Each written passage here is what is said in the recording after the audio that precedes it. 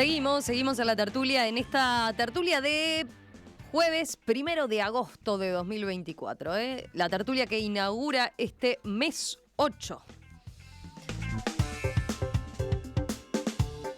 Venimos con un tema regional y sus repercusiones locales. El resultado de las elecciones presidenciales en Venezuela han tenido amplias repercusiones políticas en Uruguay. Con los votos de la coalición de gobierno, el Senado aprobó el martes una declaración en la que se asegura que el régimen de Nicolás Maduro cometió un fraude electoral en los comicios del pasado domingo, lo que confirma la ilegitimidad de su gobierno, tanto por origen como por sus prácticas antidemocráticas, dice el texto. La declaración, aprobada por 18 en 31 presentes, repudió además los intentos de legitimar ese fraude, con complicidad de dirigentes y sectores políticos de nuestro país, en referencia al Partido Comunista que participó como observador en las elecciones y el Movimiento de Liberación Nacional Tupamaros, que en un comunicado apoyó el proceso organizado por las autoridades venezolanas. El senador nacionalista Javier García, que tuvo la iniciativa de esa sesión, acusó al Frente Amplio de ser cómplice de la dictadura de Maduro. Les pido que tengan, señores del Frente Amplio, un poco de dignidad y que tengan la sinceridad y que tengan la dignidad de defender las instituciones orientales, de defender a nuestro país y de no permitir que la dictadura, que el crimen organizado señale al Uruguay. La respuesta llegó por el senador frente amplista José Carlos Maía, de Asamblea Uruguay. Al Frente Amplio, aquí ni en ningún lugar le van a hablar de dignidad.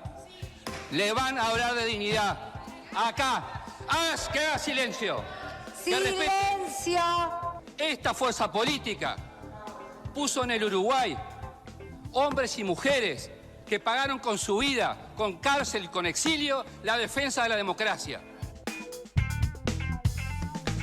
La oposición promovió sin éxito su propia declaración en la que se expresaba que la jornada electoral del domingo transcurrió en paz y se aseguró que esperaba la publicación por el Centro Nacional Electoral Venezolano de todas las actas con los datos desglosados por mesa, elemento fundamental para la transparencia, credibilidad y legitimidad de los resultados de la elección, dice el texto. Por su lado, el secretariado ejecutivo del Frente Amplio pidió también la publicación de la totalidad de las actas con los datos desglosados por mesa electoral como elemento fundamental para reconocer los resultados y supeditó su opinión final a los informes de observadores del Centro Carter y el panel de especialistas de la ONU. Bueno, ¿cómo vieron esto? Las repercusiones a nivel local de lo que viene siendo el tema Venezuela y la situación de Venezuela por estos días. A ver, ¿quién quiere arrancar? Arrancamos. Bueno, dale, Martín. Levanta el guante.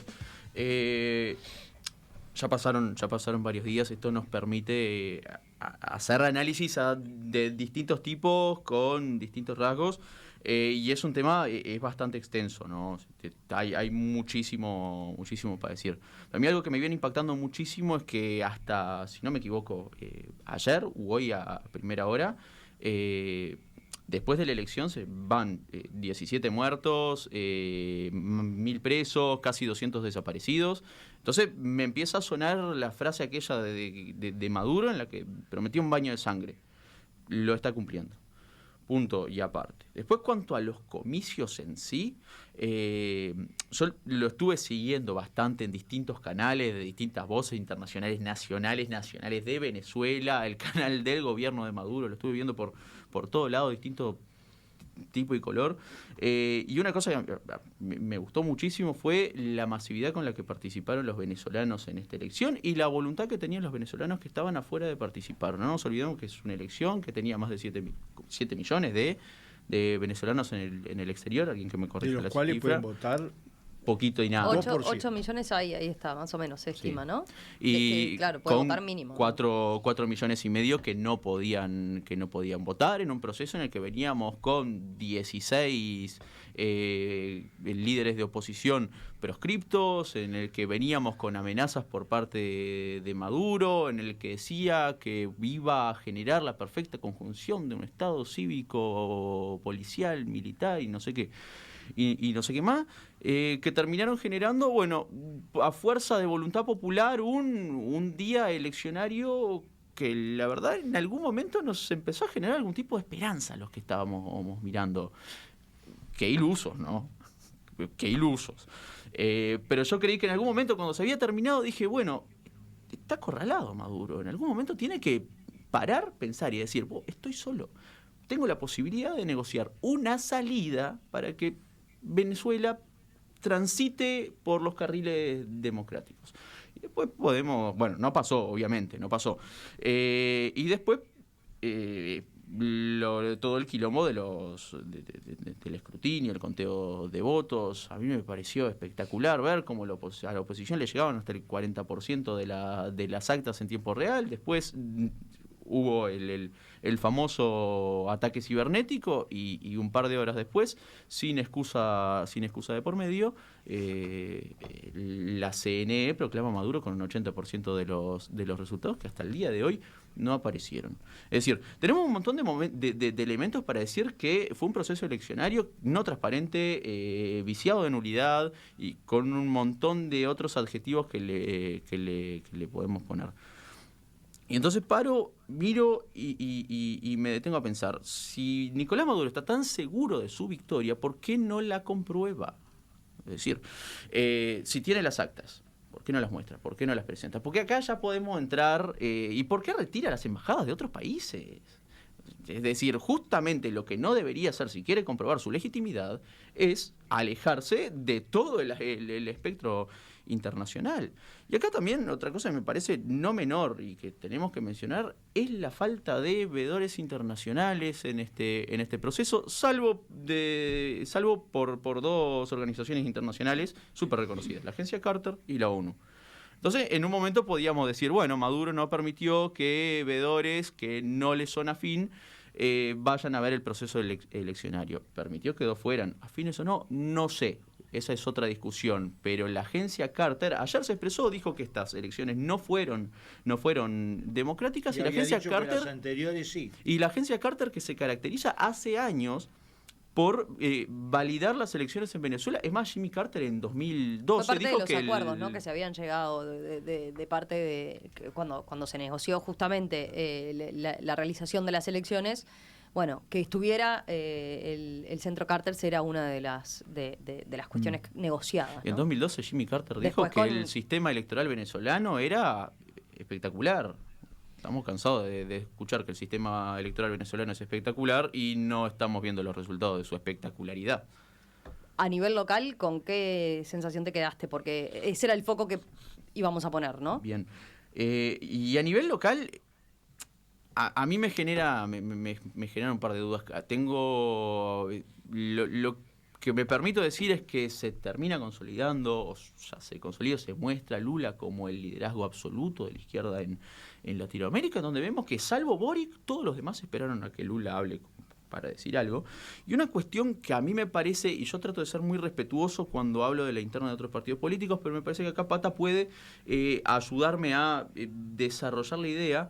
Lo que veo y siento en el Frente Amplio es que están entrando en una discusión interna, por lo menos lo veo de afuera, están entrando en una discusión interna en donde se genera un choque de identidades en donde tienen que sopesar, y acá tienen un problema, es que tienen sectores de izquierda internacionalista, pero también están profundamente arraigados a las convicciones democráticas que tiene cualquier partido político en Uruguay, de pique. Yo no soy de los que desconfía de la calidad democrática del Frente Amplio, pero ¿por qué pesa tanto el internacionalismo en estos casos? Tiene una deformación ideológica. Esteban, no se te escucha si no lo hablas. Tiene una profunda deformación ideológica. Porque además ayer estaba viendo y el Partido Comunista de Venezuela dijo que no... Está proscripto. Dijo que no fueron democráticas libres, las elecciones. Exactamente.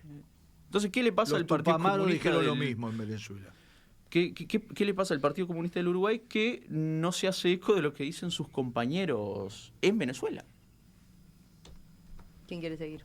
Dale, Esteban. Bueno, yo, partiendo de la pregunta original, yo creo que no está en discusión solo las elecciones en Venezuela, sino temas de identidad de la propia izquierda en América Latina. Ajá.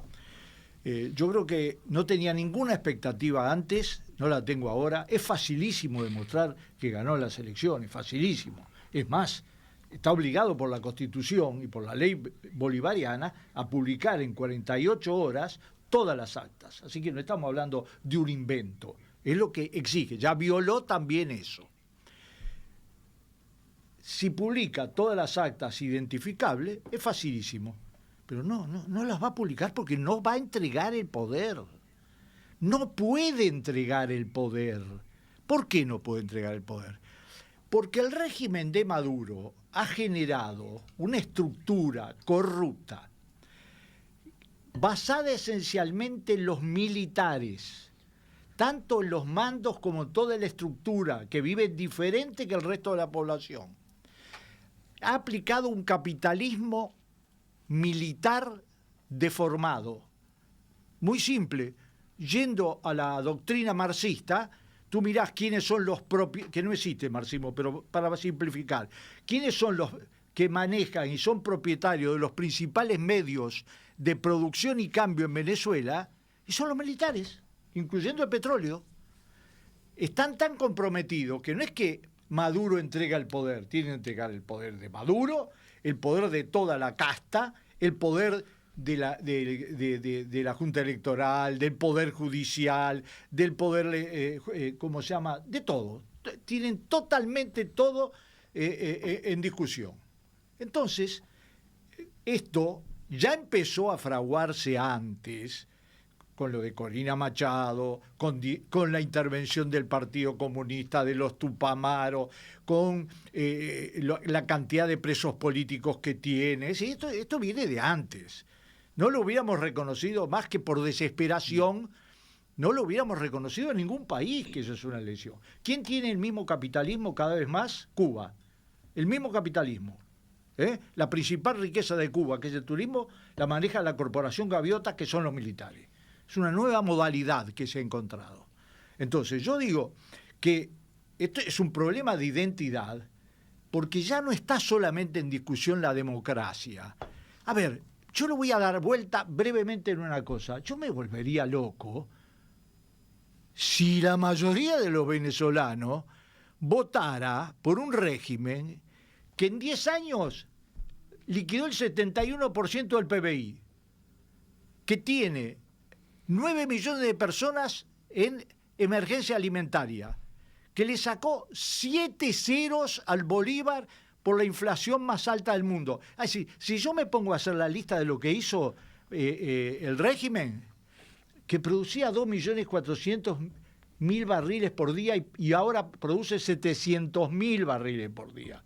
No hay un aspecto, y te lo voy a decir con todo, yo no tengo solución, yo creo que ni va a haber intervención y no tiene que haberla, porque eso sería mucho más grave para todo el continente, sería absolutamente, lo único que le tengo miedo a los norteamericanos, que son capaces de ayudar a empeorar todo, y lo han hecho históricamente, en todas las cosas. Pero te voy a decir una cosa, negociar, el cuento que hemos tenido, no, hay que mantener para negociar, lo diga Lula o el Espíritu Santo, no va a negociar nada, porque no depende de él, depende de un sistema que creó extremadamente perverso, corrupto, y que no tiene nada que ver. Eso no es socialismo ni izquierda, eso es mentira. ¿Dónde está el rasgo de izquierda? Que me digan uno, que digan la propiedad. Es decir, cuando incluso los partidos que tienen un origen de izquierda son proscriptos. ¿Querés decir vos, Pata, o va...? Sí. Dale. Bueno, este es un tema complejo y es un tema difícil. Yo creo que no es un tema difícil para el Frente Amplio, es un tema difícil para el mundo, ¿no? Está todo el mundo discutiendo cómo se discute esto. Pero para nosotros especialmente. Bueno, no sé. Y en la izquierda latinoamericana, en especial para nosotros, que hemos sido extremadamente fuertes democráticamente. Esa es una opinión de Esteban. Sí, sí. Yo voy a dar mi opinión. Y en esto de cuando hay mucho ruido, me parece que, por lo menos para mí, ha sido un desafío en estos días encontrar algunos elementos de análisis que puedan levantar un poco la mirada, ¿no? Porque hay con gente con la que yo tengo mucha cercanía política cotidiana, con la que tengo un desacuerdo profundo en relación a esto. Entonces quiere decir que hay otros elementos que hay que contemplar y hay que tener en cuenta y que suman a los análisis. Porque la verdad es que como nosotros no estamos con el cuerpo puesto en Venezuela, la pregunta es cuáles son los análisis que son útiles o no, ¿no? Esto es como la pareja cuando vos decís, bueno, claro, cuando estás hablando de la pareja de los otros, pero en realidad estás hablando de la tuya. Entonces, lo primero es decir, la izquierda uruguaya fue contundente con el planteo. No lo ve el que no lo quiere ver, el que no tiene ganas de verlo, tiene ganas de chicanear, está bien. Pero la declaración del Frente Amplio hace un planteo contundente. Y plantea que no es un proceso transparente en la medida que no hay actas electorales que demuestren que Maduro ganó las elecciones, y eso lo declaró el partido político en su síntesis política, primero, lo declaró el candidato y lo declararon los principales líderes del Frente Amplio. Hay una declaración del MLN, hay una declaración... Bueno, hay grupos y personas y grupos de personas que piensan cosas distintas. El MLN sin Mujica no existe. Está bien, bueno, eso sigue siendo la opinión de Esteban. Sí, pero hay personas... estuvo en contra. Personas y grupos de personas que piensan otras cosas distintas a lo que sintetiza el Frente Amplio, seguro que sí. La síntesis es la síntesis. Y el candidato salió con un planteo muy claro, como salió el jefe de campaña y como salieron los principales líderes del Frente Amplio. Entonces me parece que en eso del chicaneo sobre la dignidad, con partidos políticos que hicieron acuerdo, con Cabildo Abierto y con los militares para ganar el gobierno, yo no lo acepto, de ninguna manera. Para dar las discusiones de una manera clara. Pero eso también es un chicaneo del mismo nivel. No, pero eso es verdad. Pero eso es un chicaneo, verdad. Es un chicaneo. Entonces, también. Digo esto porque en la discusión lo que se hace es tratar de acorralar a la izquierda con una discusión que en teoría es difícil para la izquierda. La verdad que esa discusión debería ser mucho más difícil para la derecha uruguaya. Porque esta debería ser una discusión mucho más difícil para la derecha, porque yo hay mucha gente que no escuché sobre lo que piensa, que no dijo lo que piensa públicamente. Siguiente. ¿Cómo se analiza esto en términos del proceso histórico? Para mí hay un elemento que es los derechos humanos como un eje estructurante, ¿no? Por lo menos para mí. Ahí hay una discusión de Naciones Unidas del 67 sobre los derechos políticos por un lado, y los derechos civiles por un lado, y los derechos económicos, sociales y culturales por otro. Esa estructura clásica de la Guerra Fría, para mí sigue siendo una estructura interesante, decir, bueno, hay un dilema entre hay que votar y hay que comer. Votar nos preocupa muchísimo más que comer, está claro. Para los países de América Latina, para los países del mundo, nosotros aceptamos que haya un montón de gente pobre, eso es algo que podemos aceptar y que entra dentro de la línea de lo que somos capaces de aceptar, pero no somos capaces de aceptar que alguien no pueda votar. Y eso me parece interesante en términos de cómo se construye la cultura, ¿no? Y cómo el liberalismo, de alguna manera, tiene una cierta hegemonía sobre la construcción de la cultura, que me parece, por lo menos para mí, es parte de lo que ideológicamente debería disputar la izquierda. Decir, bueno, tiene que ser igual de inaceptable que la gente no tenga para comer y que haya en América Latina tanta gente que no tiene para comer. ¿Eso habilita que un gobierno? No, yo no estoy diciendo eso. No estoy diciendo eso. Yo quiero que sepan, además, que me siento mucho más cerca de la postura de Boric. Me siento más en ese lugar, ¿no? Yo. Pero trato de construir, como formo parte de un partido político, trato de construir con los otros que están alrededor mío y de ver que no es que hay buenos y malos, sino que hay gente que analiza cosas distintas. Hay otro punto que es la injerencia. Corina Machado es claramente agente del Departamento de Estado de los Estados Unidos y claramente hay un proceso que intenta la injerencia de Estados Unidos dentro de América Latina y eso, después del Plan Cóndor y de todo lo que nosotros sabemos, yo no lo quiero para América Latina. Perdón, pero a mí me preocupa eso, por supuesto que me preocupa. Por supuesto que me preocupa la injerencia del Departamento de Estado de Estados Unidos hablando públicamente de la democracia venezolana y el problema de la democracia venezolana y proponiendo ¿qué? Una intervención militar. La verdad, signo de pregunta. ¿Es la democracia, es la oposición posible? Está bien, otro punto. Pero estoy diciendo que el punto de la injerencia, y además, como todos nosotros opinamos, está bien, el hijo de vecino puede opinar lo que tenga gana, pero los presidentes de los países deberían ser un poco más razonables cuando hablan en relación a la injerencia en la soberanía de los otros países. Otro punto para mí es Brasil y Lula. Lula es el líder latinoamericano, no de la izquierda, de América Latina. Es el único tipo que está levantando la cabeza. No vi a otro, la verdad, porque después cada uno está tratando de salir bien, parado, ellos, ¿no? Cada uno trata de decir lo que tiene que decir para adentro y habla para adentro. ¿Quién se está preocupando para la afuera? ¿Cómo construimos entre nosotros? Lula. Entonces la línea es la de Lula. Y me parece que el resto de los países de América Latina, que no tienen ningún plan, porque en esto de construyamos juntos y tratemos de pensar Latinoamérica en conjunto, el único que está haciendo eso es Lula. Entonces, Celso Amorín, que es el negociador, me parece que nosotros deberíamos decir, esa es la línea que vamos a seguir, aunque por momentos nos parezca más cerca, o nos quede más lejos, o nos parezca mejor o peor. Y después voy a dejar otra cosa más sobre los recursos estratégicos. Cecilia. Gracias por dejarme intervenir. Estaban largas las intervenciones de todos. Pensé que ya no me quedaba más tiempo. No, tranquilo. Bueno, primero que nada, yo fui contundente antes de las elecciones y voy a hacerlo ahora porque mi postura es bien enérgica respecto al régimen y al dictador que es Maduro. Creo que acá habemos muchos uruguayos que quizás no miramos lo que pasa en Venezuela, pero la mayoría de nosotros que nos interesa cómo le va a América Latina, sí estamos observando y sí veíamos que era un proceso complicado lo que iba a pasar el domingo, pero no por las intervenciones internacionales, que sí las hay de todos lados, ¿no? Porque si ponemos a la lista de quienes, por ejemplo, apoyan a Maduro y quienes fueron los únicos que reconocieron, tenés a Bolivia, tenés a China, tenés a Rusia, tenés a Irán, tenés a Cuba. O sea, claramente existen siempre intervenciones y apoyos de los dos lados. No hay ningún dictador en el mundo que se pueda mantener solo si no tiene apoyos de otros lados. O sea que yo creo que acá a mí me gustaría concentrarme en lo que era la premisa para el día de hoy, que es en la discusión interna que está dándose en nuestro país. El Frente Amplio mandó gente a los comandos de Maduro formalmente, porque al principio decían algunos partidos van a mandar gente, porque van a ser veedores, porque van a estar, porque van a acompañar, bueno, pero formalmente también. Por lo tanto, el Frente Amplio marcó una línea única en ese sentido y es una línea de apoyo a Maduro. Es un disparate lo que estás diciendo. Visto los resultados, es mi opinión. Lo que dijo el que fue es una barbaridad. Es un disparate lo que está diciendo. No, porque el Frente Amplio, el que fue es el presidente del Frente Amplio, el presidente de la Carifa de la... Perdón. Yo fui muy respetuosa y te escuché.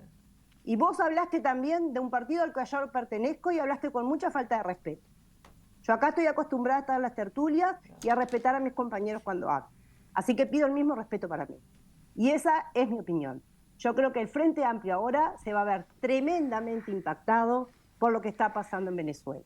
El Frente Amplio tiene una postura pro dictadores, porque Maduro es un dictador, es un régimen que viola los derechos humanos, civiles y políticos, que proscribe gente, que ha tenido en estos días 17 muertos y más de 1000 desaparecidos. Entonces, vamos a mantener el respeto entre nosotros. Yo creo que en esta tertulia todos decimos siempre lo que opinamos con mucho respeto. Yo jamás intervengo cuando otro compañero está hablando. Espero con mucho respeto porque es el mismo respeto que tengo por todos los demás. Y creo que ese respeto es el que nos distingue a nosotros porque somos un país tremendamente democrático. Y un país tremendamente democrático como es el Uruguay, habiendo sufrido como sufrió en otros momentos, y lo hablamos en la parte anterior, tenemos que tener un gran respeto por el pueblo venezolano. El pueblo venezolano está padeciendo hoy un régimen, un dictador, que no es solo un dictador, es como bien decía Esteban, es una casta que tiene abajo de la pata a millones y millones de venezolanos.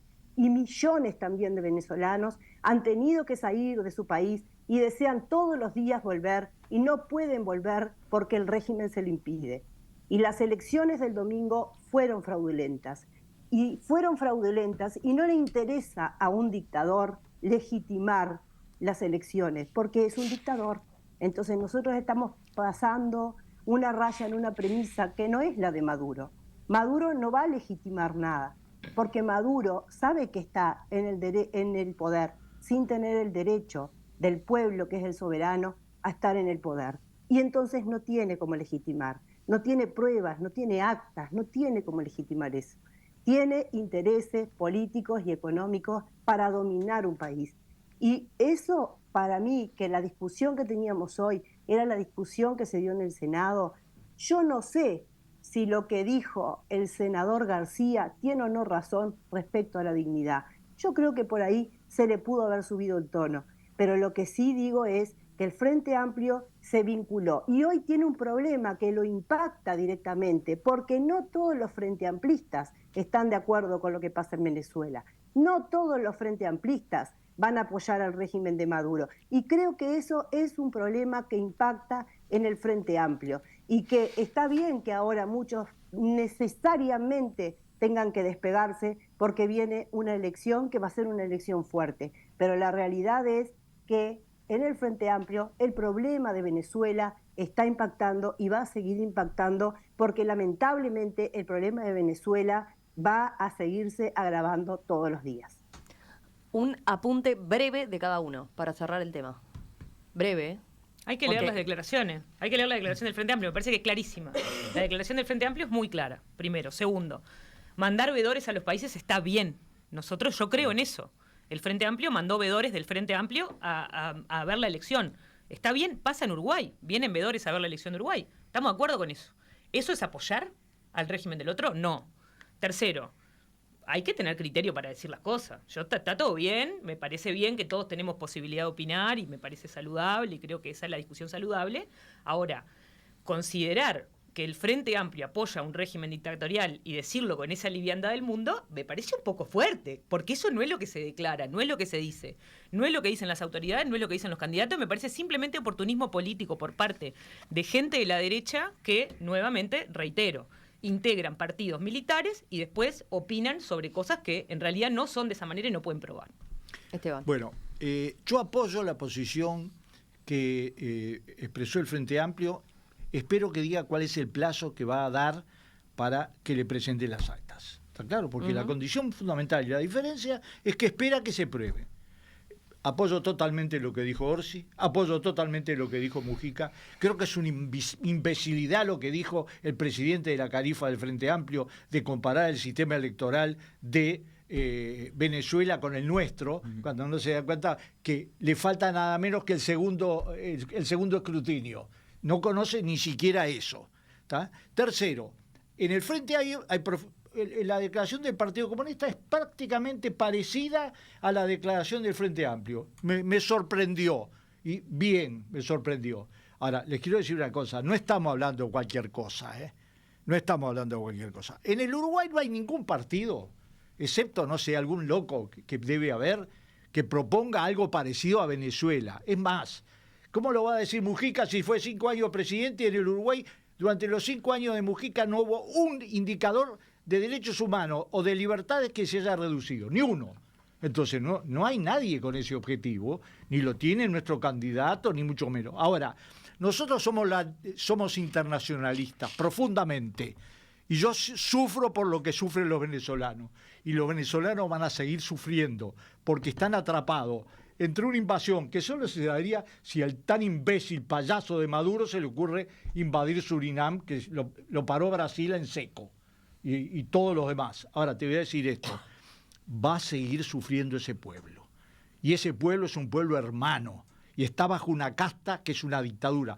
Y no decirlo, bueno, yo intimo a los que esperan el resultado publicado, que cuesta 2 horas hacerlo, ¿hasta cuándo vamos a esperar?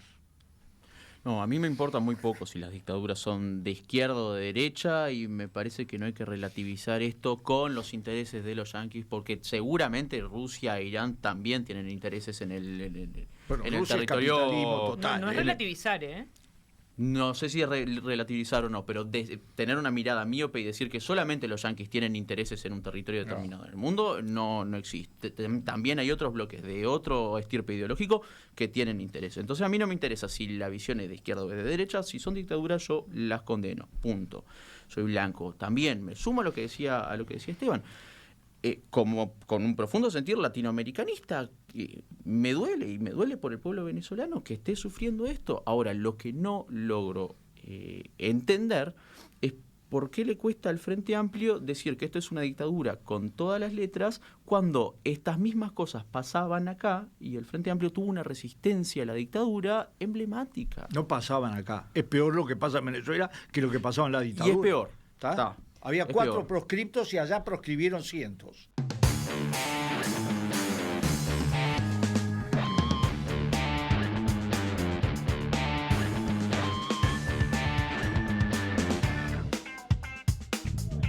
Martín Moraes, Patricia González, Cecilia Aguiluz, Esteban Valenti, gracias a los 4, como siempre, y nos reencontramos en los próximos días. ¿Les parece?